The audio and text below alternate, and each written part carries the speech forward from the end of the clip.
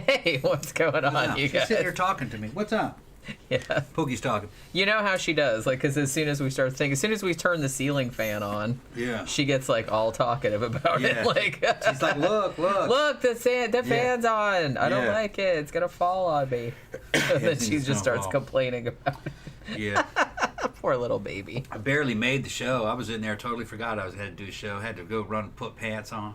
Had to put pants on. Well, I guess it's a good thing I got tired up, of like, wearing shorts. I don't like wearing shorts on like on 10 the show. minutes before, and it's like, because Yeah. sometimes I usually just, like, trust you to, like, look at the clock and come in here when it's time, but... No, I'll get all wrapped up into something else and just forget where the fuck I'm going. I'll forget that the show's even happening.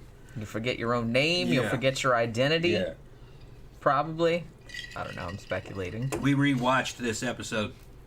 Yeah, it's Last really night. weird because I know we watched this Seen it episode several again, like, times. recently, because remember we were doing, because I think we watched, like, a handful of them, like, a month or Right. two ago, because we were trying to decide which one to do. And right. this was one of the This ones is we were one of going to do. Yeah. And I could have sworn, because when we were first, like, watching it, I was like, I could have sworn, like, I wrote notes for this. Yeah. But I guess I didn't. Like, maybe I started writing notes, and then, like, we decided to do another show. Yeah, we watched this whole one, and then we got done. We're like, this one is very vague. There isn't a lot of things that we know happened in this story. It's just kind of a vague story, if I remember correctly. So we decided, we'll just not do this one. Let's do another one. I think that's what we decided. Yeah. Because there weren't. I remember this not really having any kind of like hard facts to it, unless I'm confusing it with another one. Well, this one is very much like a possession type of story. Yeah. And the thing about it is that there's not like a lot of outside verification or anything on it, because the actual woman that's at the center of it is in shadow. Like, Yeah. her and her sister are on there being interviewed, but they didn't want their real names used. And now, it there didn't are know real what- people, like John Zaffis is on there, like, Yeah. you know, we'll talk about him in a minute. And I think, like, the guy that did the exorcism, like, Father what the fuck was his name? Yeah. I have it written down somewhere. But Eldritch, something like that. He, like, Yeah, it's not that. It's not that. It's like, it Yeah. starts, but starts with the EL, though. But yeah, he was kind of like on there too, like talking for a few minutes. But I don't really know like what this woman's real name is. Yeah, if I remember thinking that there weren't any kind of independent witnesses and stuff with this case. It's like a good story, but I think that when we looked at this, we were looking for a different kind of case, and we decided this wasn't like what we were looking for, I think. Well, like I said, this is Yeah. more like a straight up possession story. Yeah. Like, as opposed to like a more haunted house style Right. kind of thing. Danny Rowling said the sister was about to pill Cosby, her possessed sister, with holy water in the iced tea. For some reason, that really, really made me laugh. Like, in this episode, I think I even wrote my notes that she put some like stealth holy water like in the iced tea. Yeah, that's funny. Which is weird. Like, why? I don't understand why she would do that, because like, I mean, we'll get to it, but testing. well, yeah, but I mean, the thing about it was that the ostensibly possessed sister like came in and like tried to drink holy water like on her own. So why I didn't understand like why the sister was trying to sneak. I don't know. I don't get it. We'll get into that in a You little had to be bit. there. I guess. Yeah, because I was like, well, that's why I thought it was funny. I was like, why is she doing that? It's like, she tried to drink the holy water before, just like right out the holy water little bottle. Right. Which is funny. I never thought about like just drinking holy water, even though it's just water, for Christ's sake. But I just thought it was like, it's like To a demon, though, it burns. don't drink my holy water. God damn it! Now I gotta go like down to the fucking cathedral and get some more. Yeah. You know what a pain in the ass that is. Do they have like big gallon jugs of holy water? I'm sure they must. Probably, yeah. Like, I would they think bless it all at once. That's what I'm saying. And then it's just blessed, yeah. Yeah, because they just get the priest in there and just like bless like the whole tub full. So Well, then when they you can just like scoop it out When of you go there. into the church on the right in the doorway, I think there's a little like cistern of it. That Yeah, you yeah, go in there yeah. and you touch and you bless some shit. And, Ding, purify ding, yourself. Yeah, like with all Shake that. some water. I don't know. I'm not a Catholic, but I'm just saying. Yeah, and like this is a very Catholic kind of story. Well, I always kind of wondered that, but then I don't know why. I don't know why that's so amusing to me. But I was thinking to myself, yeah, like not only holy water, like they'd have to have like a constant supply of that, but you'd also have to have like the communion wafers, right? So they have to have like some place that produces those, and they have to get like big shipments of them. Yeah, and they don't taste good. I've had them, the communion wafers. Well, don't they just kind of just taste like nothing? It's like a cracker, and they're not salted. I mean, why don't they just use like Nilla wafers or something? No, it's got to be a cracker. It's got to be bread. Well, why don't they use good bread? Like, why don't they use like some focaccia or something? Yeah. You'd think Jesus focaccia. Season it. They don't season it. Because they like suffering and they don't like joy. Is that what it is? It's kind of like that Yiddish bread, unleavened bread cracker. You know what I mean? It's like a cracker without any salt on it. Jewish people know what I'm talking about. Yeah, I know the name of that, put some but it's gefilte fish on it or something. It's like that. Yeah, it's what the fuck is that thing called? Matzah? No, not matzah. No. I used to know the name of that. It's like that. Yeah, I'll probably think of it like in 5 minutes. It's good with something on it, but they just put it on your tongue. It's just a ritual, ceremonial thing, you know. I know, but like I said, if you're gonna go the whole hog, I mean, you know, the Catholic Church is like they have like all this pretty stained glass windows and all the like pimping outfits and stuff like that. You'd think they could at least like have some fancy fucking communion wafers that taste like fucking. They can make them little sliders. They could, I mean, you know, get creative with the shit. Jenny's doing fucking critiques on Catholic ritual. Come on. I'm just saying. There's lots of ways you could go with that. Gramthars says, the church I was forced to attend always served stale white bread and grape juice instead of wine. I was robbed. Yeah, I think a lot of churches did back in the day. That's what I heard. Like I said, I didn't grow up Catholic, and I only knew like a couple of people that were. Kevin chimes in. It's called matzos. Yeah, that's what I thought it was. Yeah. That's like I suspected that was right, but then I was like, well, maybe not. Yeah. It's real thin and crispy. Yeah. Like a saltine cracker, but thinner. You know what's weird? You can buy those at the grocery store. Yeah. But you can't buy communion wafers. Almost kind of like a big Pringle. If I remember correctly. No, it wasn't. It was more like a big saltine cracker. Now, see, that would make a good communion wafer. Yeah. A Pringle. Well, they could do the same thing. Like, they could make it like a Pringle, but like not in the saddle shape. They could make it in the communion wafer shape. Yeah. Because that's just made of like potato flakes that are kind of like pressed together. Yeah, the name of them is called Holy. The flavor is holy. Holy Pringles. Holy. Yeah. I mean, you know, more people might go to church then if you had, like, you know, lay out some dip. You could have a whole fucking... You could have a whole fucking party tray going on.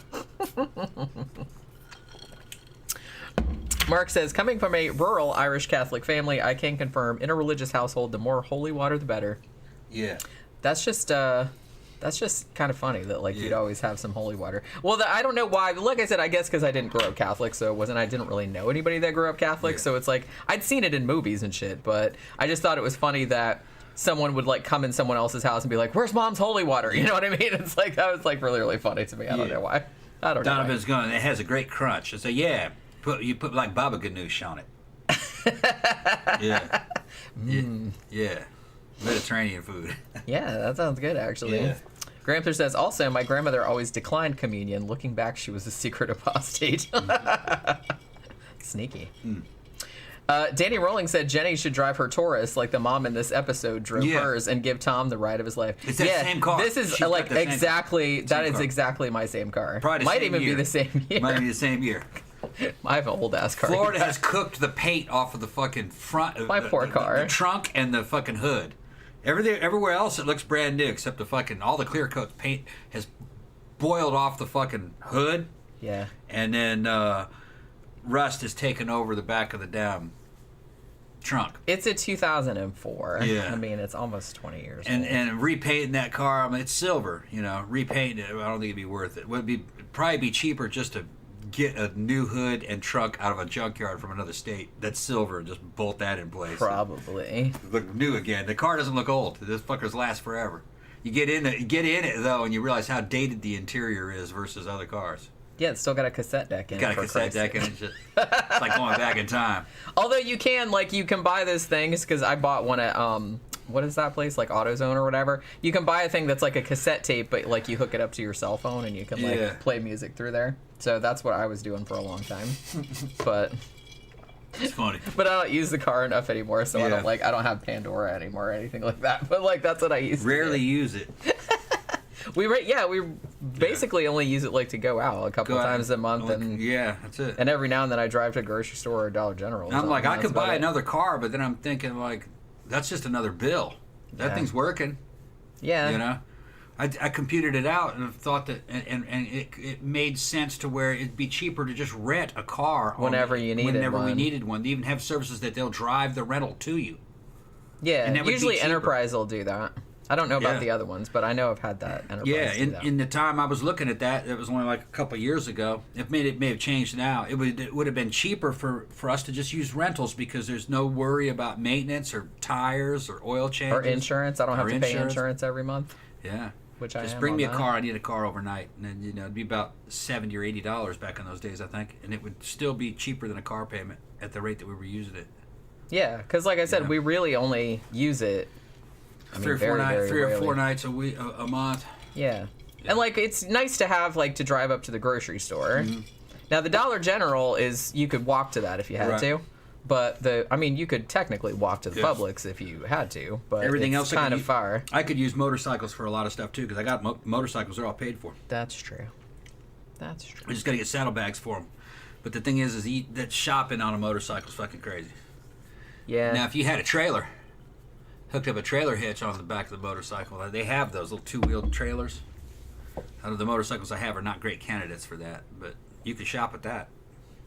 I mean, I used to, before I had a car, I used to walk. I lived within walking distance of a grocery store, but it was still kind of a pain, like, because you had to walk, because you couldn't buy, like, a fuck ton of stuff, and you had to, like, bring stuff back, like, in a rolling cart or, like, a backpack or something like that, and you couldn't buy any fucking ice cream or nothing like that. We are sidetracking like a motherfucker. What else is already? new? Okay. What else is It's okay. People are in here.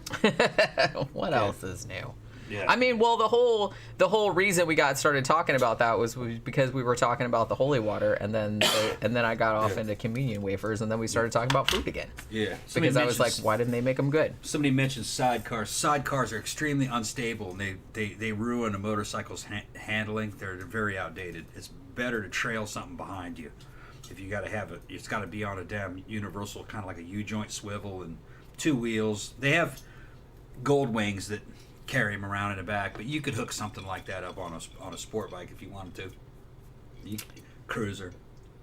But that's the thing. I think that's that's the best scene in this episode is that scene where she's driving that kid around and like fucking she's not even like looking at the road and she's just like staring at him the whole time. I have to say, like, the actress in this, I don't know if she was in any other she's in other ones. I thought she was in some other episodes, but man, she crushed it in this one. She really like committed to the whole possession thing, and she was super super creepy in that fucking scene where she was like driving the kid around. She's in a bunch of them.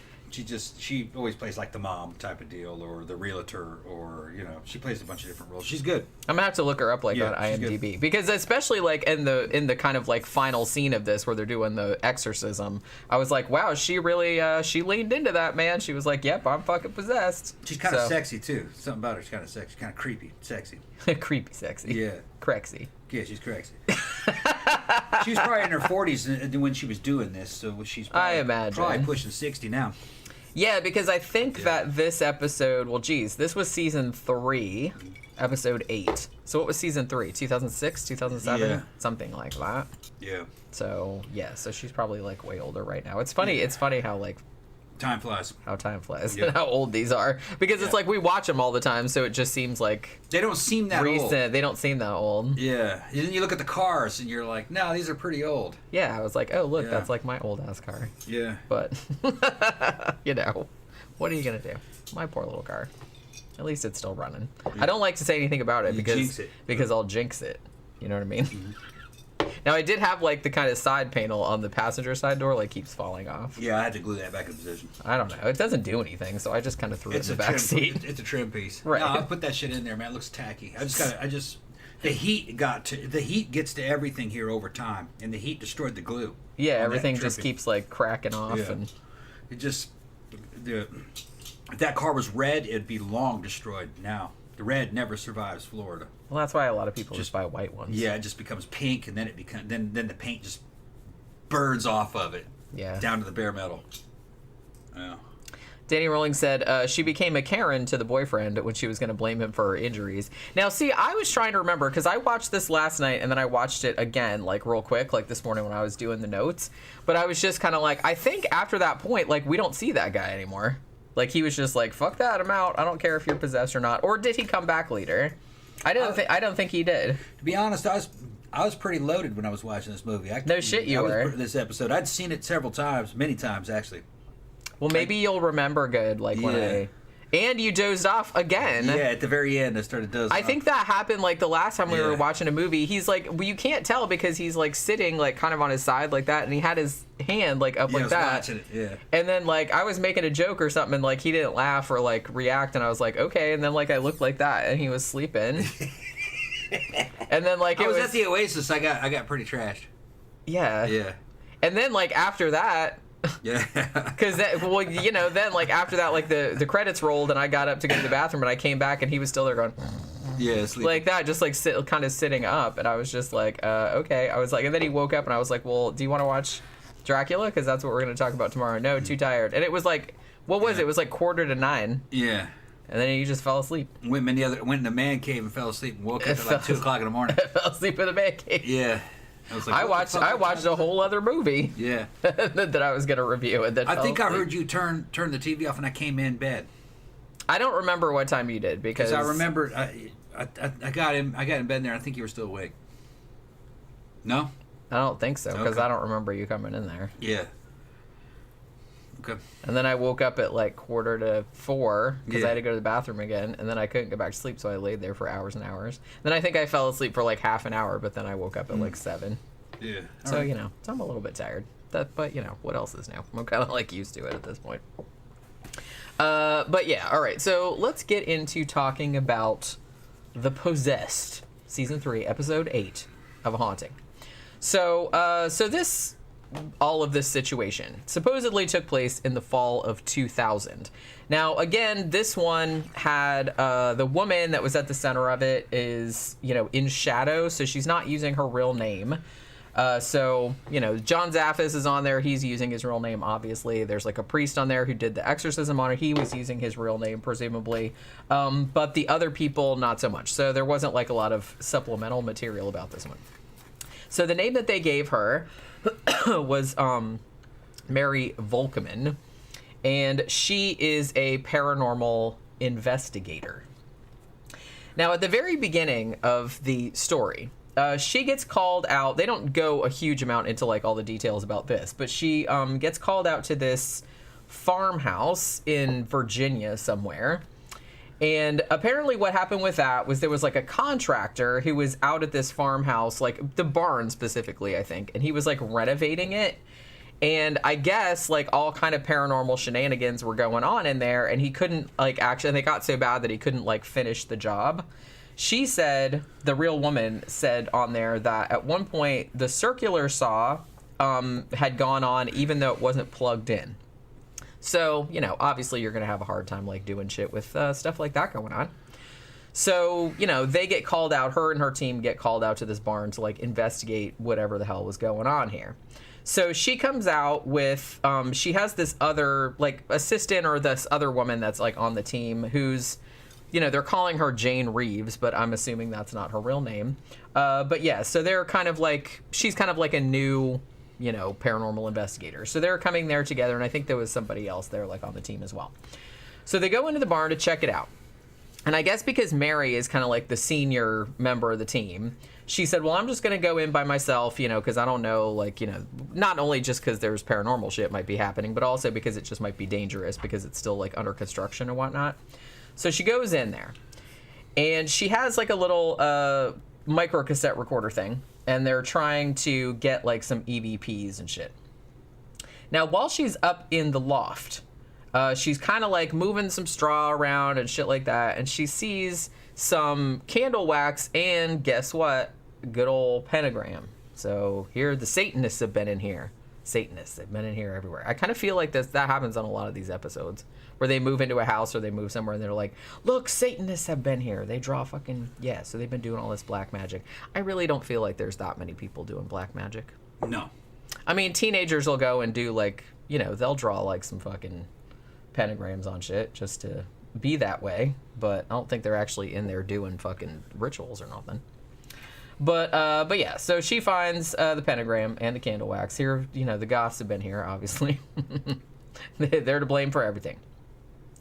And as soon as she finds that, she said that she felt a stabbing pain in her stomach and felt violently ill. And basically what happens is there's kind of like like there's kind of like a jump scare where a skull of some kind, it looked like a bull or something. It's on a rope and it kind of comes like swinging down like into the loft and like scares the shit out of her. And you know, it was very like a Leatherface kind of moment, like a Texas Chainsaw Massacre kind of moment where this skull just came flying at her. And I guess they were trying to like imply that it was, ooh, that's like the fucking, I don't know. It was just like a skull on a rope, basically. But so she basically says she got really, really sick, and she's like, you know, at this point I felt like there was really something in there that didn't want us in there, and she got like really, really scared and was basically telling everybody to get the fuck out of here because, you know, there's something really bad in here and they don't want us here, and I don't want you guys in here because it's not safe or whatever. So later on that night, she's back home. Now, she has a 13-year-old son named Josh who is not real jazzed about this whole paranormal research thing that she's doing. I don't know if it's just because he thinks it's stupid or if he thinks that it's dangerous. You know what I mean? Because some of the stuff that he says later on, I don't know. I kind of feel like maybe he just like is not real comfortable with it, or it scares him or something like that. I mean, he's only 13. So she also has a boyfriend named Mike, and I guess they've been dating for, you know, several years at this point, and like I said, they're engaged. And Mike is not real, he's very, very skeptical of the supernatural, so he's kind of like, you know, he knows what she does, but he's just kind of like, whatever, I don't really like believe in any of that kind of stuff. Now, she has like a day job. This isn't her full job like paranormal investigator. She's a physical therapist, so she has her own private practice, so that's what she does for her day job, but she just does this paranormal thing like on the side. So a few days after this, she's listening to the tapes that she made, like when she was in the barn and like and the scary skull thing happened. And Jane is there too. And on the tape, they hear, you know, good old demonic sounding voice that says, "Your God can't help you now."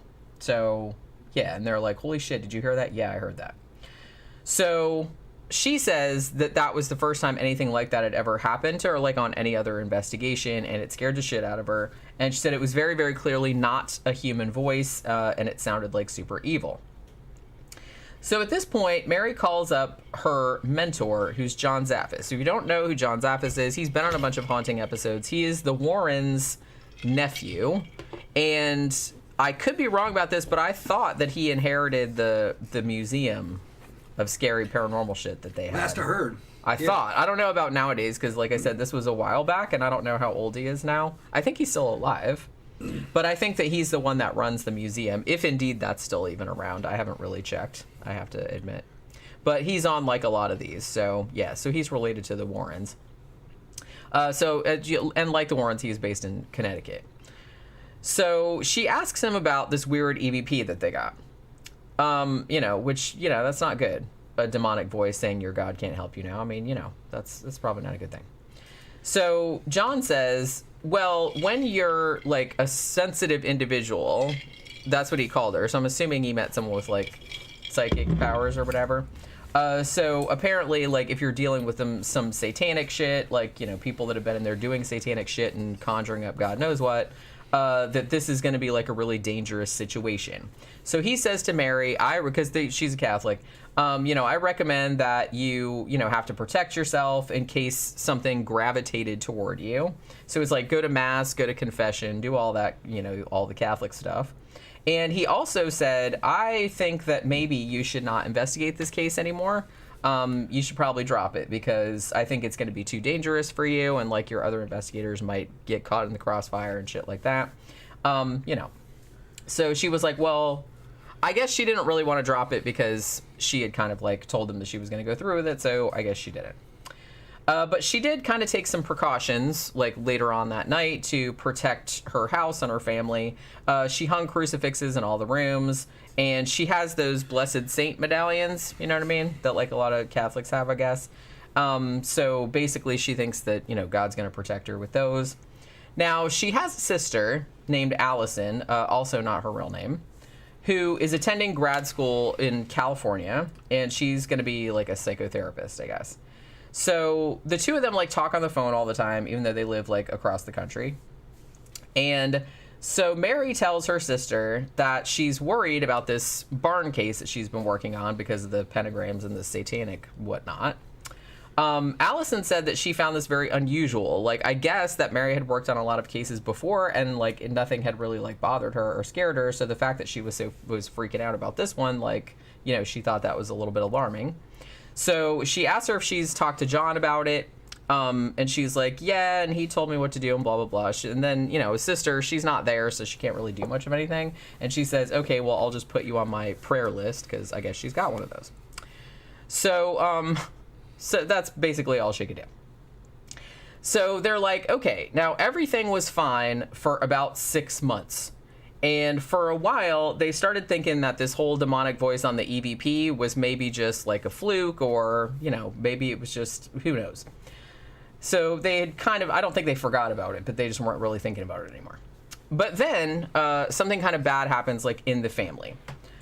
So Mary's mom had surgery, like, for like a knee replacement, I think. And the surgery went bad. Like, she got a staph infection, which happens sometimes.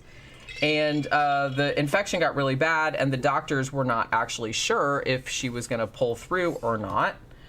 So Mary is, you know, not getting a lot of sleep. She's very, very stressed out because she thinks her mom might die. So she suspects that because she was going through so much shit, like, in her family life, that she wasn't on guard the way she normally would be, like, guarding against demonic incursion, if you want to call it that. You know, because you got to keep ever vigilant to keep the demons from inserting themselves into your various holes. Yeah, while you're not looking. She comes up with this crazy stuff. That's funny. Well, they got to get in somehow, They right? come into your skin. They come in through your skin. Just right into your mind. Yeah. You think? Of course. They don't have to, like, come in your butthole or nothing? No, they're in another dimension. It's quantum. I think it's more fun. quantum. I think it's Yeah. more fun if they have to come in your butthole. Yeah. You see how Jenny does not believe in possession. Yeah. No, I don't. But, you know.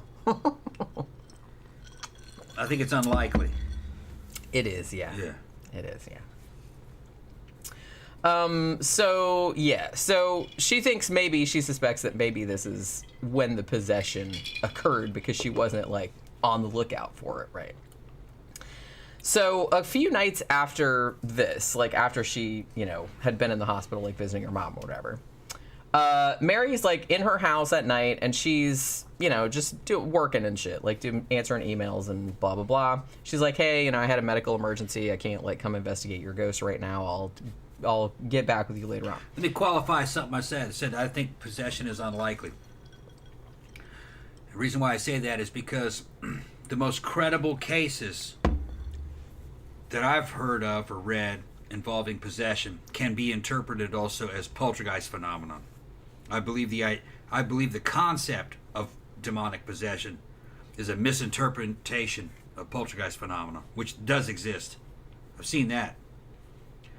But had what happened to me and my family, had that happened in the Middle Ages, actually not even the Middle Ages, back in the 70s and 60s, and you had the Warrens there, they would have interpreted that as demonic possession. Well, they interpreted everything as demonic possession. Right. Like, you didn't have to call them. Even in the Middle Ages, say? everything was demonic possession. But they would have said, this is a demon, and it's possessed this kid. Poltergeist phenomenon. It's a very Western thing to project into that and go, yeah, that's demonic possession.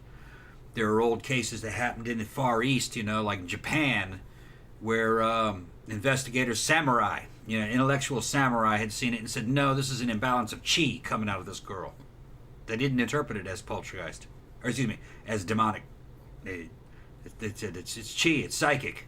Yeah, they saw it as something different, which Yeah. is probably a lot more closer to what it might actually be. Yeah. Then, because I don't. The I don't believe Japanese, in that was like demons. 1700s, I think, was the case that I heard. The Japanese were a lot closer to what I believe, or, you know, based on my experience, could be correct. It's a psychic temper tantrum, recurrent spontaneous psychokinesis. And the thing too about demonic possession is that I kind of feel like it particularly arises when people have been raised in a very religious, background, and they're just acting out in a way that they're almost like it's like a suggestion or the way that they're expecting to act, and then it's kind of like a feedback loop, because then, like, you know, then they believe it. Now then they believe it, and now it's just kind of Right. like, so you can like talk yourself into acting like that, too. So you know, fucking for you Star Wars fans, what you're talking about is fucking the Sith and the Jedi is what you're talking about. The Force, which that was all borrowed from Chinese philosophies, fucking yin and yang, yin force and yang force, which probably true. Yeah. Well, they went crazy. They went sideways with that shit too, where you can. I don't want to get into it. Go ahead. It doesn't matter. Well, you can run across the top of trees and float, fucking run and do things that ninja do, run across the top of the surface of water. Do you like ninja You're not gonna do? do that. You're not gonna be able to do that. Do you like ninja No. do? It's like Scientology saying, Scientology. powers. You can take something that's true and then go too far with it. You know. Yeah, going crazy. That's with anything. Yeah. So she's in her house, just doing regular shit, and then suddenly she hears this really creepy sound. And this was actually a good sound design on this one, because I actually even said, because he was still awake at this point, and when she hears the noise, I was like, ooh, that's a creepy ass noise. Yeah. Like, she thought it was the cat, and like, I can understand that, because Pookie makes some weird ass noises sometimes, and like, I'll be at the desk and I can't see her, but all of a sudden I hear her like making some like bizarre ass trilling noise like from the other room, and I'm like, what the fuck was that? I mean, I know it's probably her, but the noise that she hears, she thinks it's a cat, but it kind of sounded like, she said it was grunting like a pig. So it kind of sounded like pig grunting, but not quite. It was much creepier than that. I mean, that would be creepy enough if you were in the house by yourself and heard a pig grunting inexplicably, but yeah, so it was like a creepy sound. I wanted to say something about that too, because this, I don't know if it was just my imagination, because remember, I think I mentioned this to you, but the score in this one was a lot different than normal. You know what I mean? I kind of feel like the score, it did, but like a lot of the scores in this, and this wasn't like a later one, this was like a season 3. I kind of feel like the scores in most of them were a lot more low key, whereas this one was like more dramatic. Like, it seemed to kind of like stand out a little bit more. Well, I think they were trying to so much so that I noticed it. It was not a ghost story, so they were trying something new. If you ask me, they were trying to go maybe that's what it was. More like Exorcist type stuff. Maybe that's what it was. And really, this one isn't quite as exciting, if you ask me, than some of the ghost stuff. So they're trying to make it more exciting using audio cues. Yeah, maybe that's what it is. Yeah, because this has a lot more audio cues, like you said, than like a lot more dramatic kind of musical stings and things like that, which they don't usually, because usually the music in these is pretty like low key, like pretty understated. Yeah, because visually not a lot happens in terms of special effects in this one. So yeah, because a lot of it's like internal, because she's stuff. like possessed, right? So she doesn't really see much of anything. Like, she doesn't see like apparitions or like shit flying around. Yeah, it's one of the reasons why I think we chose against doing this earlier. Maybe. Because they're like, well, this one's kind of not a lot happens in the physical world. Just right. that one scene of her driving. That was pretty good. That was the best part. Honestly, but I will say, though, that even though I generally prefer, like, the more ghosty type stories and the more poltergeisty type stories and the possession-y type stories, I will say that this one did have, like, 2 of the creepiest. One, like, the pig grunting sound, which I was like, ooh, that's really creepy, like, that noise that they had going, and the scene of her driving. I was like, those are 2 of the creepiest, like, scenes in all of the haunting episodes that I remember. So, you know, good one there. But yeah, so she hears like something grunting like a pig, which, like I said, that usually denotes something demonic right there. So basically she's like, well, I guess the son was still in the house at this point, but she was like, well, I didn't really want to tell him what was going on. Like, I wanted him to be safe, but I didn't want him to be scared, because if he was scared, then maybe like the demon would like glom onto him as well.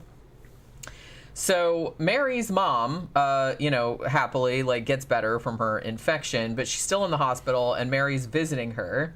And mom basically says, you look like shit. I mean, she doesn't say that, but, well, she says, you look terrible. I think she says. And she's like, gee, thanks, mom. I'm like, yeah, that's such a mom thing to say. But my mom wouldn't say anything like that, but a lot of moms do. Mary says, well, I haven't really been getting much sleep. And she said that she had a lot of what she called nightmares while she was awake, like during the day. And in this case, this was also like a pretty good, like, creepy scene. So she's standing there by the bed, her mom's bed, and then there was another patient, like, in the other bed. And a nurse comes in and is, like, tending to the other patient, and Mary, like, looks over there, and she thinks that she sees the nurse over there, like, pulling, like, all the entrails or internal organs, like, out, and, like, kind of, like, going, hey, like, with all these bloody, like, livers and shit, like, in her hands. And then she's staring at the nurse like, what the fuck? Why are you pulling all, you know what I mean? So that was like a pretty good scene too. And then the nurse is like, what the fuck are you looking at, lady? Like, you know what I mean? And she's like, no, I'm fine. But yeah, she said, I don't know if she saw that like really, because she didn't say that, but that's what they showed like in the reenactment that she saw. So I thought that was pretty cool. But yeah, she's seeing that kind of crap like during the day, pulling guts out. And then they kind of show her, she's at work. Like I said, she's a physical therapist. So she's in there, like, you know, manipulating this woman's, like, tennis arm, you know, like, pushing it over there and all that other kind of stuff. And then the woman, like, suddenly turns to her and, like, talks all demon-y at her. Like, you know, your God can't help you, or whatever, like, the demon said to her. But then, like, totally acts like nothing happened. And then, you know, so Mary's like, what the fuck did you just say? And she's like, what? I didn't say anything. And then she's like, oh, our session's over. And she's like, wait, is it? Like, she lost some time or some shit. So apparently she was having all that kind of stuff going on. So she's basically like, okay, well, she didn't really tell her son, obviously, or I guess her boyfriend, like, what was going on, because she didn't really think that they could help her. And it did occur to her that maybe she had some kind of like mental illness, like maybe she was developing schizophrenia or something like that, which is something that you have to consider if you're like seeing weird shit like that. You know, or that she was just like super stressed out and, you know, she was just having hallucinations. So she's basically, well, in a way, she said she was kind of hoping that it was like a mental health issue, because then at least she could get medication and it would like solve the problem. So she calls up her sister, Allison, who, like I said, was studying to be a psychotherapist. And she's asking her, she's like, do you think I'm schizophrenic? Like, she's telling her like all this stuff that's going on. And apparently her sister is like, no, that doesn't sound anything like, you know, what the sister said. She said she didn't have any of the classic indicators for psychosis, no mania, no evidence of schizophrenia, none of the typical signs that you find for diagnosis. That's what she said. So she's like, yeah, I don't think it's a mental illness. I think maybe you have like some other issues, some other problems that you're having. So, and like I said, Allison was a Catholic too, and like, you know, was had a lot of like strong religious faith. So basically she's like, yeah, I think maybe like there's some demonic shit going on. So probably you should call somebody and get your house blessed like ASAP. I think I have a hair in my mouth and I can't get it out. Okay, there it goes. So Mary like basically calls up the parish priest, has him come over and like bless the house. And the mom, who's now out of the hospital, she's fine. She comes over and does the whole blessing, and Jane comes over. The priest also blesses all their medallions, which is, he just blesses the whole fucking shit, everything. Like with his little sensor thing, whatever that is. But not too long after that, just as in many of these episodes, the second you bring the church in and they bless your shit, stuff gets like exponentially worse. And that is exactly what happened here. She has the guy come in, everything's blessed, everything's fine. But then Mary's in bed one night and they show her like laying there, and then there's like this shadow like kind of passes over her. And then like an invisible force basically starts throwing her ass around like all over the room, like pulling her off the bed, like chucking her, not really like chucking her against the wall, but pretty much like pulling her off the bed, and she's trying to stay on the bed, and it's like this big thing. But basically she said, something I couldn't see attack me. That's what she said. So basically she kind of ran outside the house, but then she's like, well, this isn't going to do any good because I know the house isn't haunted. Like, this is me, like it's attached to me. So even if I go somewhere else, then the same shit is going to happen. So she felt like really bad because there was nothing she could do about it. So she calls her sister back and is basically like, okay, well, I'm starting to freak out because this shit is like throwing me all over my bedroom and I'm not here for it. So Allison, this was another thing that I thought was weird. Allison says, well, why don't you call Zaphis? They always call him by his last name, which I thought was kind of funny. I guess because it's more distinctive than John. But Mary is like, she doesn't want to for some reason, and I'm not really sure why. she basically says, well, I'm not comfortable calling him, and I'm afraid of what he might do. I'm like, what do you mean? Like, he might do an exorcism and you'll be fine? Yeah. Is that, like, what else is he going to do, like, that's bad? I don't really understand. And she didn't have a problem calling him before, so I don't really know. I don't know if this was just, like, some kind of manufactured conflict they wanted to put in here, or if it was, like, the demon, like, telling her, it's like, oh, I can't call him, or, because, I don't know. I didn't really get it, like, why she didn't want to call him, because she called him before. I don't know. I don't get it. And Allison even says, well, calling him, she said, would have probably been the smartest thing that she could have done because he would have actually set some things in motion to try and help her. Which, like I said, exactly. So I don't really understand, like, why she was afraid to call him. Because she seemed, like, lucid most of the time, like, when she wasn't, like, all demony and stuff. So, I don't know. I didn't get it.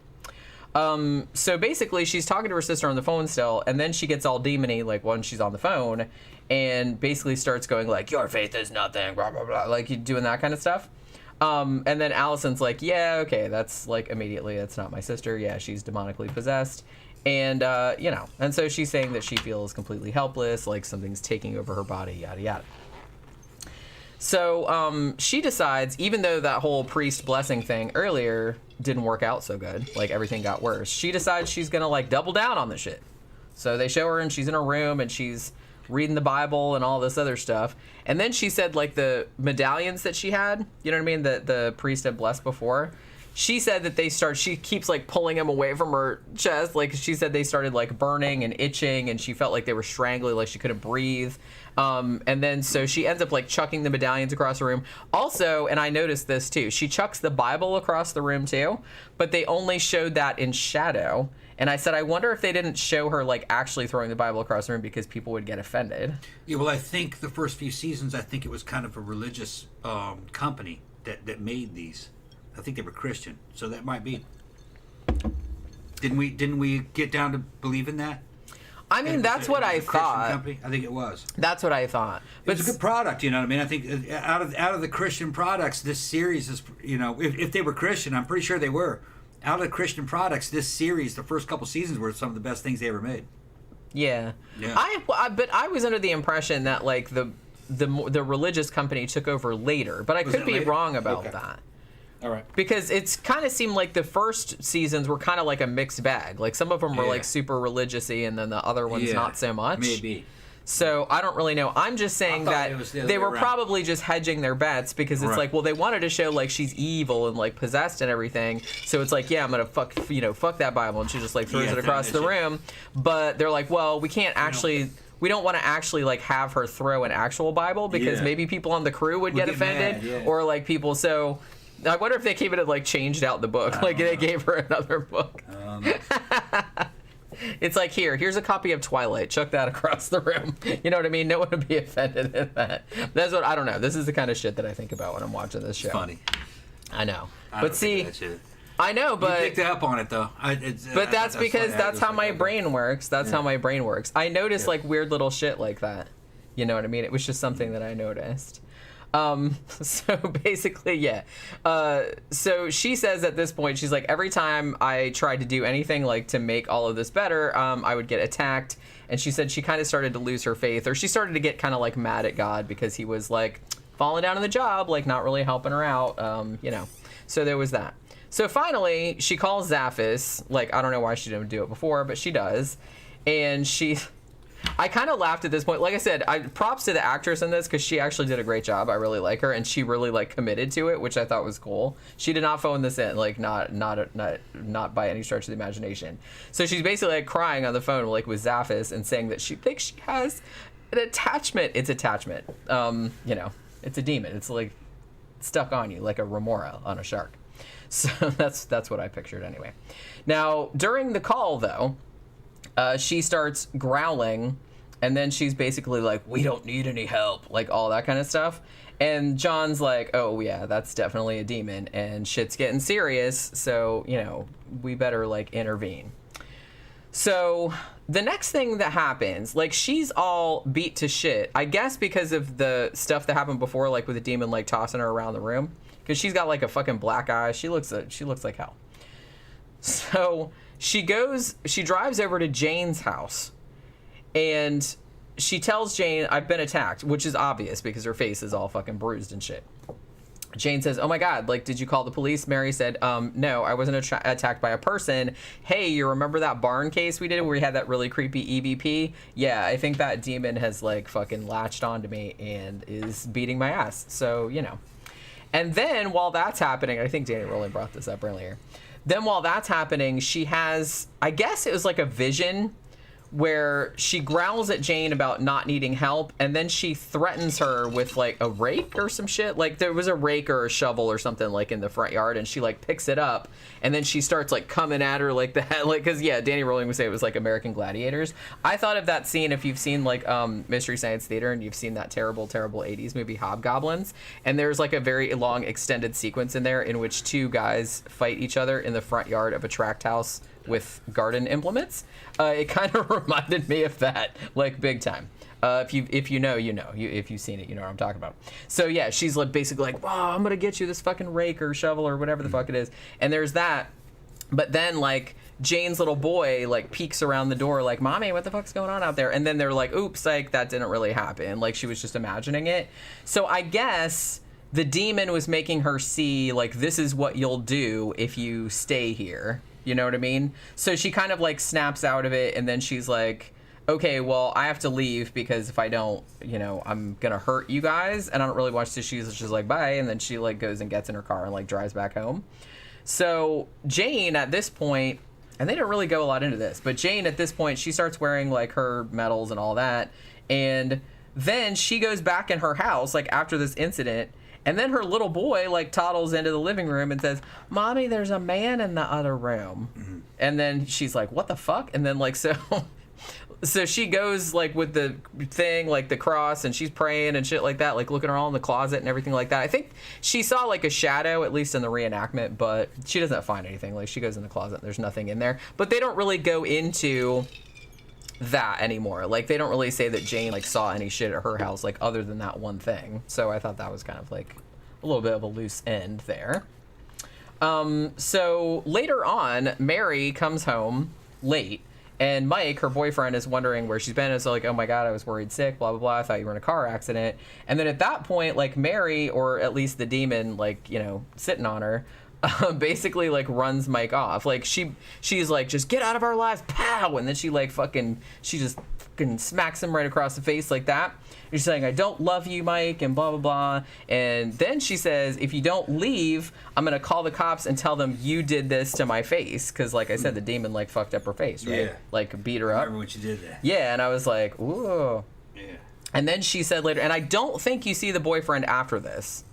He's please like, fuck this, I'm out of here. Yeah, he's like, I'm not dealing with this demon possession thing. She's gonna set me up for all kinds of shit. She even have DNA to prove it. I'm out of here.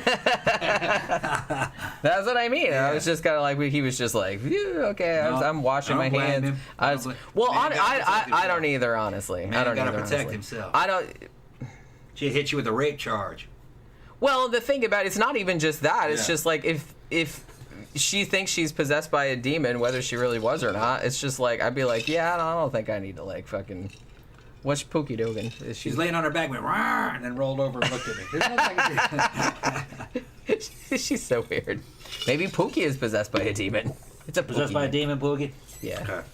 That's what... She'll sit on the edge of the bed, like, sometimes and, like, watch a haunting with us, and I'll be like, demons, Pookie? Yeah. And then her little ears just go like that. It's, like, super funny. She doesn't even know She doesn't know what demons are. She knows what screaming is, though. Yeah, she doesn't like screaming. Because, like, you know, and, you know, we watch a lot of horror movies, so, you know, obviously there's a lot of screaming going on, so, but she doesn't like it. She gets, like, really nervous. She doesn't like screaming, and she doesn't like machines beeping. Any kind of alarm. That freaks her out. Yeah, because, like, sometimes... Well, the funny thing, too, if you put something in the microwave downstairs and you forget about it, like, we have a microwave that just keeps beeping until you go down there and open it. Every few seconds it'll beep, beep. Yeah, it'll beep. It's really annoying. I'm telling you. But Pookie will run up the stairs and be like, there's like, hey, something beeping downstairs. Go get your shit. Yeah, she's funny. She's smart. She knows what the words mouse and mice are. If I'm talking about the toys, if I said, get your mouse, and she'll look right at them. They're right there. Yeah, she's like, yeah, my mouse. Yeah. She knows all kinds of different words. She knows what we're saying. Yeah. It's funny. She totally does. Yeah. She totally does. Yeah, so basically she says, and this is a quote from the show, she says, things come out of your mouth that you don't want to say. It's as if you're a hostage in your own body and something else is taking control. Like you're a mech suit. Like there's like a little thing inside the mech suit. That's what it's like. That's exactly what these entities wanted me alone with no help. So that's basically, I guess she's saying that the demon was trying to like drive everyone away so that she wouldn't have any support system. So I guess that's what it is. Because when she told Mike, like, I don't love you, like, get out of here, she didn't sound demon-y. She sounded like her regular voice, but like pissed off, you know what I mean? Because I think when she was on the phone with the other people, she would usually sound like demon-y. Like, it was still her voice, obviously, but she was like, blah, blah, blah, blah, like that. You know what I mean? But this time, she just, like, kind of said it normal. But yeah, that was pretty fucked up when she was like, I'll tell the cops you did this. And I'm like, harsh, babe. But yeah, he was just like, yeah, bye. And he just, like, took off. And at this point, like, I guess she hears her son, Josh, I guess this was the same night, and he's, like, crying in his room, and he said that he had heard something, and I thought this was very specific. He said he heard something that sounded like 2 wolves growling. I'm like, how'd you know it was 2 wolves? Could it just been 1 or 3? How do you know what 2 wolves growling sounds like? I was like, that's very specific. I don't know why. Again, I don't know why I fixated on that little detail. I don't know why I fixate on those kind of things. But yeah, so he's crying and she's like, what's your problem? He's like, yeah, I heard growling and that's not good. But then he says, I don't actually believe in prayer anymore because I kept praying that you would knock it off with the paranormal investigations and you didn't. Like, so my prayer didn't work, so fuck that. And then he also says he doesn't believe in God anymore, and then she's very, very offended by that. Although she does admit, you know, I still believed in God, but I was just very, very angry, and I guess my anger, like, made it easy for the demon to, like, take over, and she ends up, like, throwing away her medallions even. Or sort of, like, not throwing them, she just kind of puts them in the little wicker trash basket in her bedroom. Like, you can just go back there and get them. It's not, you know. So she kind of like tries to maintain, you know, so that Josh doesn't get more freaked out than normal. Now, I guess like Allison, who lived in California, like I said, she was coming to visit like for the 4th of July weekend or whatever. And I guess she was staying with their mom, who only lived like a few miles away from where Mary and her son lived. So this was the part, like I said, this was my favorite scene in the whole thing. So Mary drives her son, Josh, to her mom's house, which is only like a few miles away. But the whole time, she drives like a total bat out of hell. Like, she doesn't like stop for anything. She's driving on the wrong fucking side. She's up on the fucking sidewalk. She's running red lights and stop signs. And she's just like all over. And the whole time, she's just staring at her son in the passenger seat and like driving. And that kid is absolutely losing his fucking shit, as you would, like if that was your fucking mom. But just the face that she's making, and they keep like cutting back to her face and like the cars like driving everywhere and honking and shit like that. It was just like a great scene, and she looked so fucking creepy, you know, and the kid was just obviously like terrified. So basically, yeah, she stares at him creepily the whole time, not once looking at the road. Now, Mary, once they get to the house, like the kid like jumps the fuck out of the car and like runs in the house. She's crazy, you know what I mean? But Mary said she had absolutely no memory at all, like of the whole drive over there. And she said, you know, Josh told me later that I stared at him the whole entire time and he doesn't know how we got there without having an accident. So, yeah, but that was like a great scene. I thought that was one of the best. And it was like daytime and everything, but it's just like, I guess it was her face. You know what I mean? Like like I said, she really committed to the creepiness. So, you know, it was like really good. So Mary then stumbles into the house, again, looking like complete shit. As, you know, just give her a break. She's demonically possessed. And it's just my phone ringing. Okay. It's just my phone ringing. So she comes in the house, and again, you know, where's mom's holy water? Which again, I thought was very funny. Oh, it's just right there, like in the kitchen, like a bottle of holy water. So she tries to drink it, but I guess she can't, like she starts choking and stuff. And then she goes demon-y again and says, I don't need your help, blah, blah, blah. And then she says stuff like her sister like goes out and tries to talk to her, and then she has a rake again for some reason. I don't know. Maybe the demon that's possessing her like really likes rakes. That's like his thing. But she's kind of saying stuff like, why do you care about that mother of yours? Why do you even believe in God? What's he ever done for you? Blah, blah, blah. And, you know, the sister is just kind of like, whoa, okay, this is not good. So at this point, the sister goes to make iced tea with some stealth holy water in there.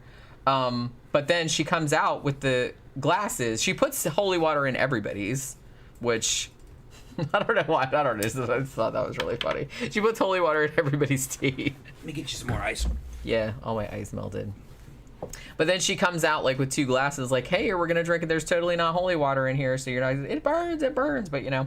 So she comes out with the glasses, but Mary's already taken off, and then like in the background you can hear her car going, you know what I mean? So she's like driving like a crazy person again. I guess like the demon is keeping her from getting in an accident. So there's that. I mean, the demon's like making her drive really crazy.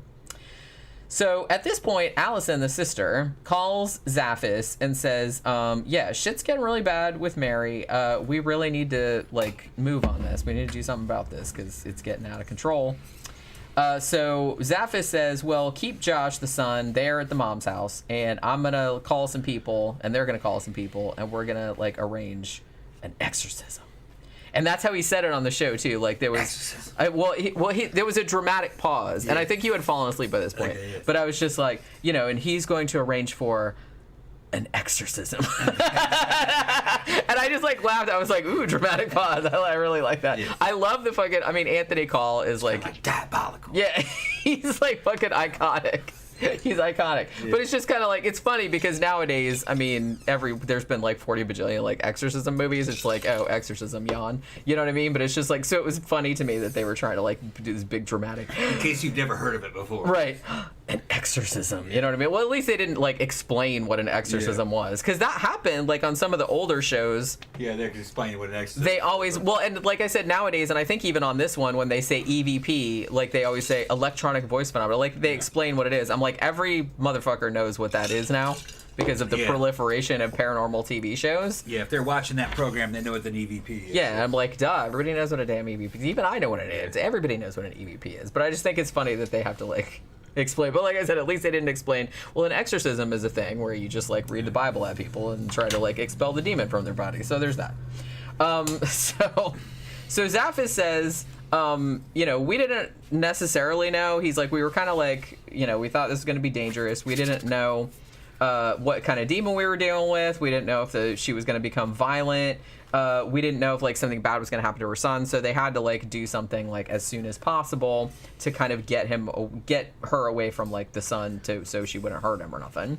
So Mary, like, you know, for her kid, she said, okay, I'm going to go ahead with the exorcism, and I had to do a dramatic pause too, you know, because they didn't want shit to escalate and, you know, something bad happening to her son, like I said. So Allison and Jane drive Mary to Connecticut, because that's where Zaphis lives, for the exorcism. Now, Mary, it's funny because the narrator, like Anthony Colley, says, Mary knows that at best, the exorcism will be extremely painful. At worst, it could be fatal, which, okay. I don't know about painful, though. Is it? I don't know. I've never been exorcised. Some people have died during them. Well, I know that, but I don't think that was so much like, yeah, I guess so. They got them tied up. They're not fucking let them drink sometimes, you know, but they have dudes that don't know what they're doing, you know. They're fighting the possessed. Yeah. Got them tied down. That was one thing, though, in this one, is that, like, they do the exorcism. They didn't tie her down, though. They just kind of had everybody, like, holding on to her. I'm like, are you sure that that's the best idea? I mean, you could just, like, rope her to the chair. Remember the little German girl? Yeah. They got recordings. Annalise McKell, yeah. Yeah, they got recordings of her fucking speaking weird demonic tongues and stuff. She died during one. I think. Well, they did several, like, over a long period of time. I think it was dehydration was cause of death, I think.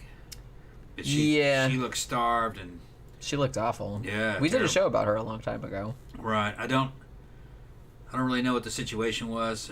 To me, it looked like some kind of weird mental illness, or it did. Yeah, it's hard to say. I think it's what the Scientologists would call, what is it, break from reality, or what did they call it? When they take a Scientologist and they put him in solitary until they went crazy. They look like that. Yeah. What was that called? They called it something. It was called a purification rundown, I think is what they called. Yeah, they'd lock you in a room and, like, they wouldn't feed you. Like, they'd just give you, like, a bunch of weird vitamin concoctions and not talk to you for months, and you fucking go crazy in that cell. That's what happened to Lisa McPherson. Yeah, it looked like a Lisa McPherson type deal. She even had, like, cockroach eating her. Cockroaches were eating her and shit. Yeah. Yeah, that was fucked up. While she was alive. I can't believe we haven't done. We should do a show about her. Yeah. Holy crap. We gotta do one about Like I said, I used to work with people that knew her, like, and were around, like, during that time period, and like gave testimony at that trial. Yeah. So, I worked with the woman that worked there when I worked there. That was the sales manager. She was Lisa McPherson's roommate. Yeah. So. They don't know what happened to her. She was just found running down the street naked. Yeah. And then they arrested her and handed her over to the doctor who was a Scientologist, and he gave her right back to the Scientology, and they put it through a purification rundown, which is kind of like an exorcism. And she died. Yeah, killed her. It was fucked up. But I think it killed her because they didn't give her any water. They weren't going in there and taking care of her. Because they were probably She's a special Scientologist. You don't need water. I don't think you have OT powers. I don't think that's what the case was. I think what it was just like negligence. They kept doing security shifts, watching her, and every time somebody would do a shift, they weren't told to feed or give them any water. They thought that maybe the shift before had done it. That's what I think what was going on. Yeah. Realized that nobody had given her any water, and it was hot in there, so they'd probably given her water 5 or 6 days, and I don't think they knew. I think the people guarding her didn't know. Dumbasses. Yeah. But yeah, I mean... Well, Miscavige fucking was pissed off. He was going, you fucking idiots, you killed her. Yeah. Yeah, good job. Yeah. Dumbasses. If you join a cult, you could be very intelligent, but you're an idiot. Yeah. Yeah. There's a lot of intelligent idiots. Don't join a cult. Yeah. And it's more the intelligent people that join cults. Dumb people are like sharks. They know better. Like, I ain't doing it. Oh, no. But an intelligent person has an imagination, so you can abuse them. You'll suck them right in with a line. And people have known this forever. Psychologists do it all the time to people. That's what psychological warfare is all about. Talking you into fucking defeating yourself. You can only do that to an intelligent person. A dumb person sees right through it because they only act in their own interest. A person who's trying to save the planet, oh yeah, you can get them to fucking believe all kinds of crazy shit. That's what Scientology is about. Clearing the planet. I don't know. A lot of the Scientologists I met when I was over there were pretty stupid. Yeah, because they're raised in that shit and they're dumb. They're artificially dumb. But I think if you give them an IQ test, they'd probably come out pretty good. A lot of them. Intelligent people fall for cults. Oh, I know they do. I'm just saying. I've met a bunch of dumb people in that shit too. Well, they're badly misinformed. Yeah. But that's throughout society. Most people are badly misinformed. You can tell a person anything. They go, oh, okay, yeah. Especially if you have authority. They believe authorities. Mark says if somebody starts speaking in a language they don't know, you got to wonder what the fuck is going on. Yeah, I think really that's kind of one of the main things that's one of the tests that they have to do, like that they'll actually do an exorcism. But the person giving the test, they might recognize a few words from another language, or do they actually just think that they're recognizing words? See, that's what I always wonder. Are you bringing in like a fluent speaker? Because otherwise... You could just think, I think that's French. No, she's speaking French. And they could just be like blah blah blah and some half remembered words from French class, like because I could Because I could probably do that. I took 4 years of French back in high school, and I don't remember a lot about it. But you want to bring a fluent French speaker in and then converse with that person, and then I'll be impressed. Oh, and then also you have to like really look, because they always say, "Oh, well, there's no way that person could know how." I'm like, well, is there really no way that they could have learned to speak that language at any time? It's not like it's an alien language. The subconscious mind is real powerful. It is, yeah. You might know a pretty decent amount of a foreign language and not in your subconscious and don't even know it. That's what I'm saying. Yeah. So it just could be a thing where, like I said, if you learned some like a long time ago and kind of forgot it, but then you were kind of in a state of mind where you were just like letting your subconscious kind of flow freely, like maybe a lot of it would come out. Well, the mind is a quantum computer. And there's a lot of stuff that's happening that's not physical. It's not a digital computer, and it's not computing in the way that we would think computation is about. Stuart Hameroff talks all about it, and Sir Penrose, right? Penrose, yeah. Like a pen and a rose. Yeah. She gets mad. They're just names. Names are made up. Okay. I don't care. Yeah, but I don't want you fucking I don't want you fucking people's names up. Okay. Why don't you fucking my name up? No. Anyway, they'll get all into that the brain is not computing in the way that a digital computer does. So there's people with this AI singularity people, they're tripping.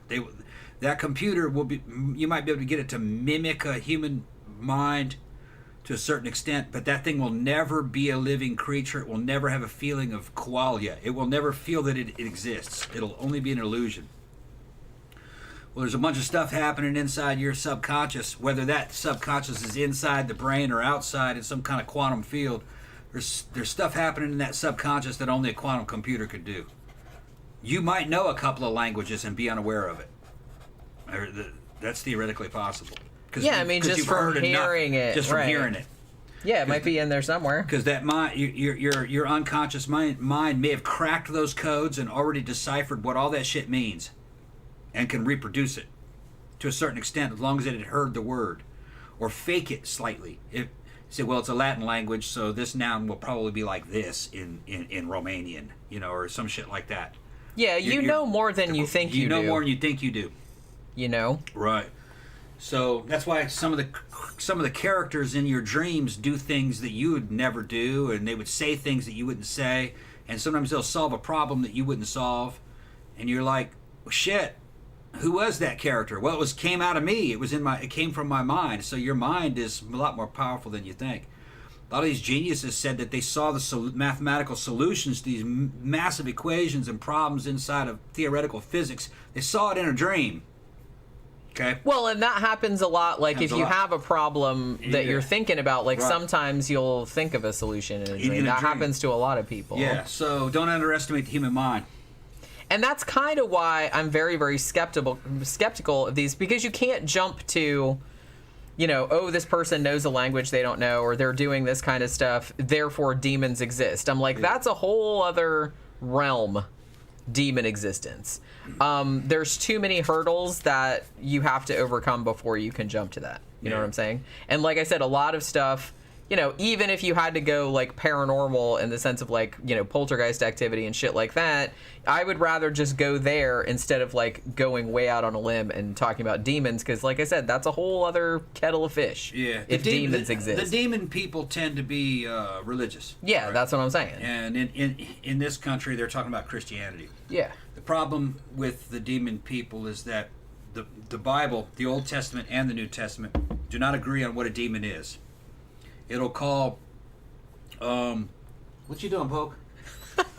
She's staring at me. It'll call kind of like fallen angels. It'll call them demons. But then it says other things later on in the New Testament about what Jesus casting out. Basically, what they're describing is the souls of the evil dead. They're calling them demons too. But there's a big difference. You're a demon. You're a demon. You're a demon. You're a demon. Everyone's a demon. Yeah. What's funny is that in the Old Testament, the fallen angel story, that's very Mesopotamian. That's very Jewish. Okay, that's their concept of what a demon is.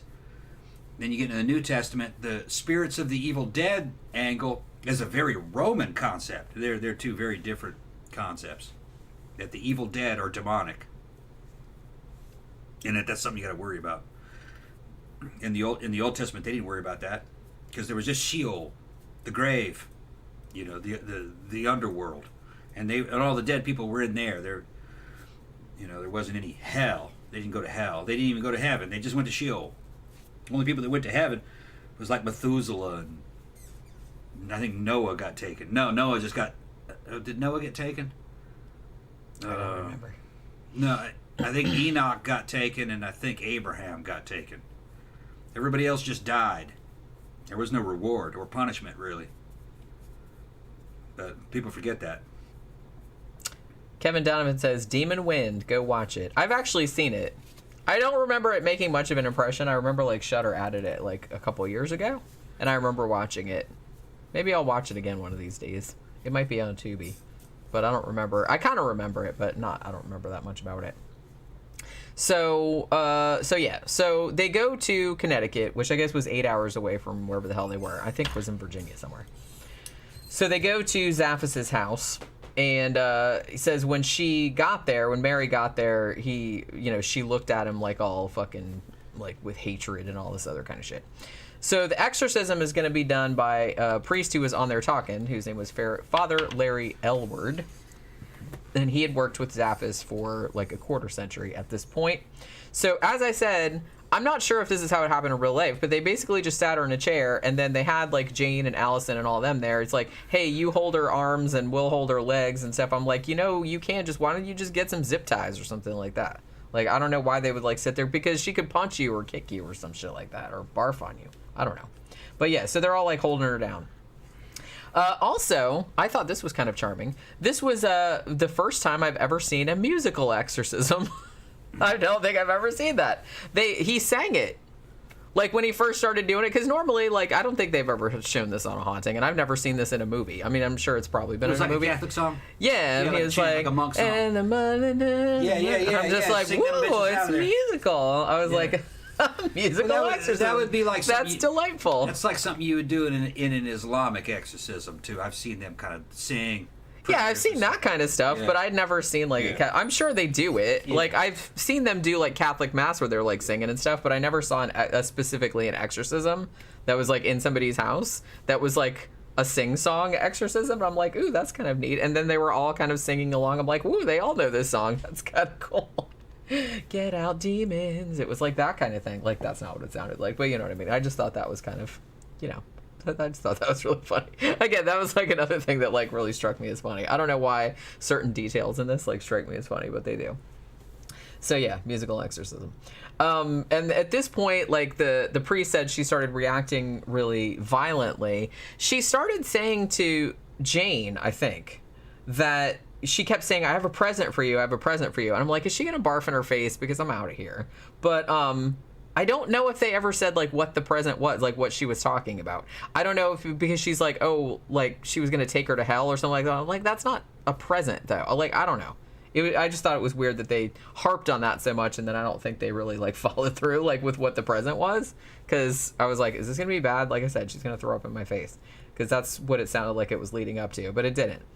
So they said, so the exorcism was going on for like an hour, and I can't remember if it was Jane or Allison, but because they were both holding like one of her arms, and she said that basically she said that she felt like really strong, like it felt like she could have like thrown them across the room, like when she was struggling and whatnot. So, all the standard exorcism stuff ensues. She's, writhing around and like doing demon-y voices and all that kind of stuff. And then they said, so, the exorcism goes into like hour 2, right? And then suddenly Mary and the chair, like she kind of like relaxes, like, oh, the demon's gone. And then she kind of like does that little grinchy kind of smile. And then like her and the chair like start floating like up into like, so they levitated. I don't know how much it levitated in real life. But, I mean, it was pretty impressive, like, on the show. It was probably, like, I don't know, like 3 or 4 feet, like, off the floor. And Zaphis said, I've been doing this shit for, like, 33 years, and that was the first levitation that he had ever seen. So, like, her and the chair, like, woo, you know what I mean? So then, like, the priest just keeps on going and, like, pushing the cross into her forehead and asking the demon's name. The demon said he was Belial, and I was like, okay, that's a pretty big demon, right? Isn't Belial kind of like a big? I know he's not just the deformed brother in the basket case, because his name was also Belial. But I'm pretty sure Belial was like kind of like a big deal demon. But he said that's what his name was, and I guess like once the demon tells you his name, like you have power over him or something. Is that how that works? That's how it works in the movies. So long story short, too late. It worked in the end, and Mary's basically like. The demon left. She felt like super happy. She said she felt like a newborn baby, and that she could breathe again and fresher air and blah, blah, blah, all the kind of stuff that you say. Zaphis also said after, though, like as a little bit of a warning caveat, he was kind of like, after, you've been fucked with by the paranormal, especially if it's like a demon-y kind of shit or if it's like negative, then they don't forget who you are. So you always have to like, they always remember you. So you always have to like, be on your guard and be vigilant because they're going to like follow you around everywhere and like try to, again, like crawl into your orifices again if you don't watch them, because you know how they do. So, I mean, I don't know how they do. Mary basically gives up paranormal research after that in deference to her son, and probably because it's like, yeah, we don't want this shit happening again, so I'm not going on any paranormal investigations and getting any more demons like latching themselves on, because that wasn't a good time. And basically, she said at the very end, she said, if you can survive demonic possession, I think you can survive just about anything. I'm like, truer words are never spoken. Like, words to live by. Words to live by. You could. I don't know. So yeah, that was that episode. It's a decent episode. It was. Like I said, even though I'm usually more of like a ghost story person than a demon possession person, and that goes with like these shows and movies and stuff too. Yeah, and there's no way to debunk this one. There's not enough witness, not enough evidence there. It's just testimony, and you just got to take it at face value. That's the story. Yeah, I mean, pretty much. That's the story. Right.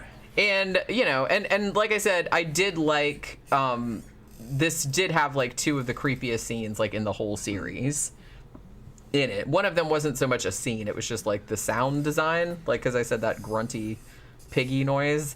That was, like, really, really creepy. And the whole car scene was, like, really creepy. Just because of that actress's face was, like, so spooky. We got a lot of intelligent people in the comment sections mentioning the Book of Enoch and all kinds of scriptural stuff happening in the Russian Orthodox, and mentioning the jinn or genies and everything. So I'm glad you guys are up on your religious mythology.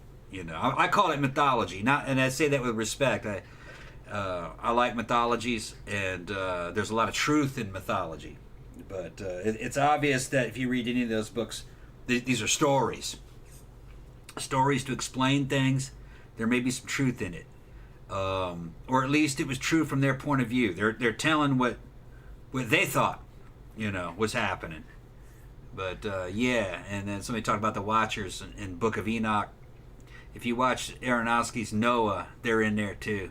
Now, I don't know if the Book of Enoch, you know, there's going to be a bunch of different translations of it. I don't know if the Book of Enoch called them the Watchers. Maybe they did. But probably what they're talking about is God's sons. The ones other than Yahweh. So they're talking about the Baals, Molech, and all the other 72 other ones, which is strange because that's the same amount of virgins that you get when you go to Islamic heaven.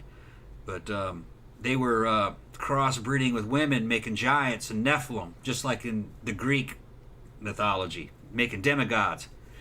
So they get imprisoned in the earth, which they show in that movie. And they're trying to seek salvation so they can get released from the earth.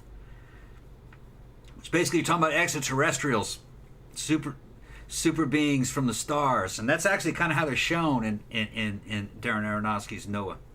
That's a great flick. Great flick. That's what they're talking about. Some religious people got mad at that.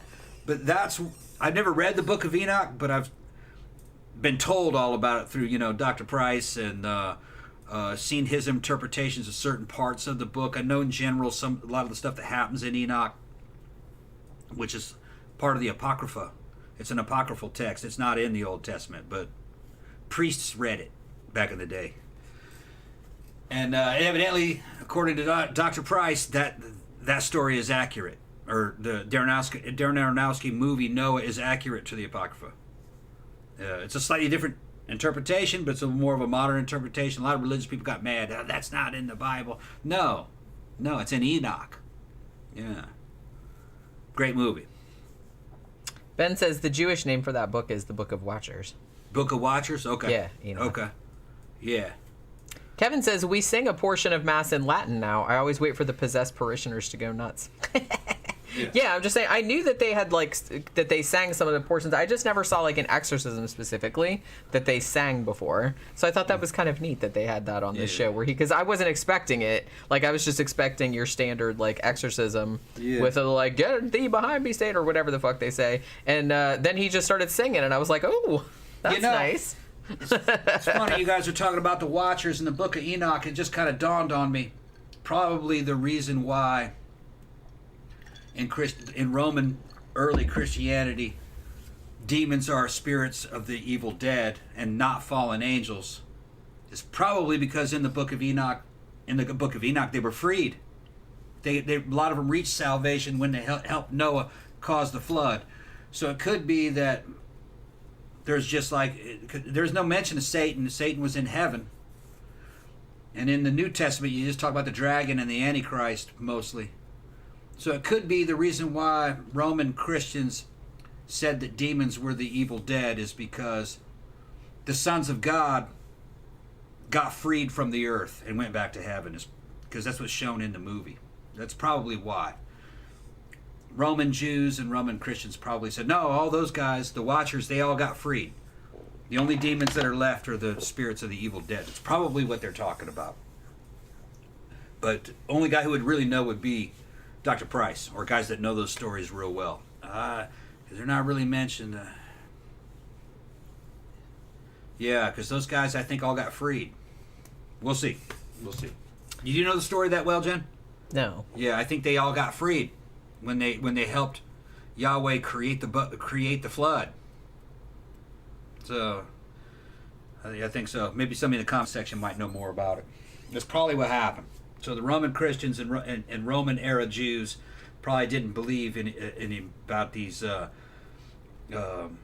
Watchers or fallen angels fucking enchained into the center of the earth. They probably thought they all got reprieved and sent back to heaven or space. They went back to outer space where they came from. Ancient aliens. Yeah, it's Prometheus basically. Ancient aliens is what they're talking about. Yeah, like that crazy Greek guy with the hair. Yeah. He knows all Things about that it. came from beyond the stars. Yeah. Ben says the best part of Noah is where Tubal Cain was hiding on the ark and snacking on random sleeping That's birds right. and animals. Hey, there's only a limited amount of those. And he's this is good. Eating the damn birds and fucking kid. Yeah. They put them all to sleep and shit in there. That was great. Nuggets. Yeah, Tubal Cain. Yeah. See, that like explained it's like why like they didn't, all the animals didn't eat each other like in the ark. They're like, They're well, all we sleeping. put them all into like hypersleep. Yeah. You know what I mean? Yeah. Just like if you were going to like. Didn't some of them get smaller? Or was that another one? I think they got small too. And so they became more small. compact. Yeah. So they could store them.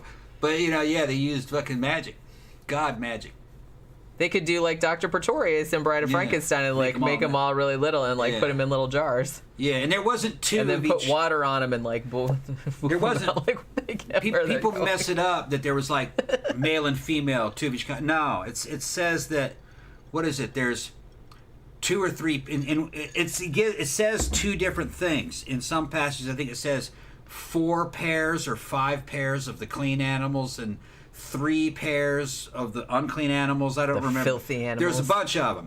Of each type of animal, clean or unclean, there was more than 2. There was a small breeding population. I thought I just saw like a bug or something like fly in front of the. Yeah, every now and then we get Camera. a gnat in here. I don't know what that was. It It's was fruit really fly. weird. It's fruit fly time. Little bitty gnats. Oh yeah. Okay, Yeah. maybe that's what it was. Yeah. Or it was a demon There's a demon. Yeah. being We were like, talking- he's gonna come in here and like fly up my nose. It's like, oh, you Yeah. don't believe in me, huh? Yeah. Oh, Belial's gonna fly up my What's nose. up, Poop? What's the matter, Pookie? She's yelling at the fan. Okay. All right, are we done talking about? Because I guess I'll go make us something to eat. what you gonna make? Got to finish up the taco meat. Oh, okay, that's fine. Okay. Taco sounds good. All right. Yeah, we went for an hour and a half. Like I said, we Yeah. went on like twice as long as the actual episode Yeah. because we were like talking about some other shit. Kevin said, I wish there was a Catholic event where you could bring someone you suspect to be possessed to do like a demonic cross check. It'd be like going to like fucking AutoZone and getting him to do a thing like where your check engine light is on.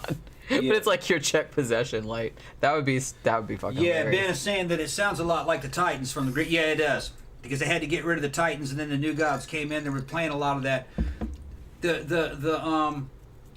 If you look at like the Jewish pantheon or the proto-Jewish pantheon, the people that were writing this shit, like back from the Septuagint era, were not modern. It was not the modern Jewish religion. It was the old Jewish religion, and it was more like kind of like the hillbilly version of the Greek pantheon. They all worship the same gods, including the Greeks and the Persians worshiped the same gods back in those days. So they were all basically the same pantheon. They just gave different names to them. You know, El Shaddai means father of the gods. They're talking about Zeus. The Greeks would have just called him Zeus. El Shaddai's wife was fucking Asherah, who was a woman holding 2 serpents. And later she gets demoted to a serpent herself in the story. But that's Hera. They're talking about Hera, you know. And then his sons, his main sons, and then all the kids that they created knocking up mortal women. It's the demigods. You know, in the Jewish pantheon, it was called, men of great renown and what do you call it, Nephilim, Samson and Hercules. Well, not Hercules, more like a Jesus, but Goliath and Samson. The giant men of great renown. They're fucking Nephilim, what they're talking about. The Greeks would call them demigods, but it's that same concept, All right, Yeah. so we're gonna wrap it up because we've been on for an hour and a half. Yeah. Tomorrow we're gonna do another Universal movie. We're gonna do the OG Dracula. Yeah. Talk about the Bela Lugosi Dracula from 1931. We're gonna watch that tonight, and we'll talk about it tomorrow at 6 p.m. Eastern Standard Time. Now we're gonna go get some tacos. Yeah. So have a good Yeah. rest of your evening, you guys. Yeah, I responded to Ben. Yeah, you got it, Ben. You know what I'm talking about. Yeah. In his comments, yeah. And we'll see you guys again tomorrow evening. Good night.